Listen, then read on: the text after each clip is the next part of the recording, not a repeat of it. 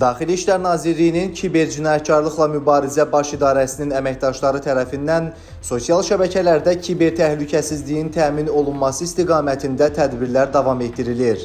Belə ki, Kiberpolisin həyata keçirdiyi növbəti əməliyyat texniki tədbir nəticəsində özünü kredit mütəxəssisi kimi təqdim edərək müxtəlif səhifələrdə sərfəli şərt, az komissiya, zamin tələb olunmadan kreditlərin verilməsi adı altında insanların pulunu ələ keçirən, əvvəllər də eyni əmələ görə məhkum olunmuş 32 yaşlı Kənan Əmrahlı saxlanılıb.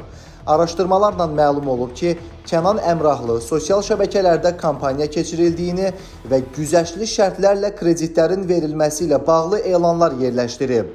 Daha sonra ona müraciət edən şəxslərin kart məlumatlarını və onların mobil telefonlarına göndərilmiş OTP təhlükəsizlik kodlarını ələ keçirib. Saxlanılan şəxs informasiyaları əldə etdikdən sonra mobil tətbiqlərə daxil olaraq zərərçəkənlərin balansındakı vəsaitləri başqa şəxslərin adına açdığı kartlara köçürərək ələ keçirib.